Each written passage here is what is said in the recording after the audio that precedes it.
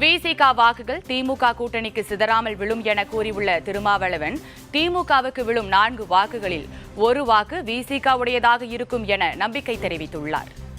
எல்லாவற்றிலும் நுட்பமான பார்வை, தொலைநோக்கு பார்வை என்கிற ஆற்றல் மிகுந்த ஒரு முதல்வருக்கு நாம் உற்ற துணையாக இருக்கிறோம்.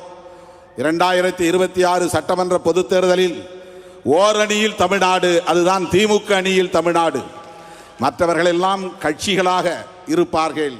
ஆனால் இந்த அணி ஒட்டுமொத்த மக்களும் திரளுகிற ஓர் அணியாக, திராவிட முன்னேற்றக் கழகத்தின் தலைமையிலான மதசார்பற்ற முற்போக்கு கூட்டணியாக, டிராவிடியன் மாடல் என்று சொல்லப்படக்கூடிய இந்த அரசு மறுபடியும் மலரக்கூடிய ஒரு அணியாக அமையும்.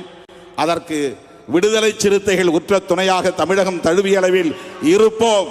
திராவிட முன்னேற்றக் கழகத்திற்கு விழுகிற 4 வாக்குகளில் 1 வாக்கு சிறுத்தைகளின் வாக்காக இருக்கும். 100 வாக்குகளில் 25 வாக்குகள் சிறுத்தைகளின் வாக்குகளாக இருக்கும். 1 வாக்கு கூட சிந்தாமல் சிதறாமல் திராவிட முன்னேற்றக் கழகத்தின் தலைமையிலான மதசார்பற்ற முற்போக்கு கூட்டணிக்கு கொத்து கொத்தாக விழுவும் என்கிற அளவுக்கு நாம் களப்பணி ஆற்றுவோம்.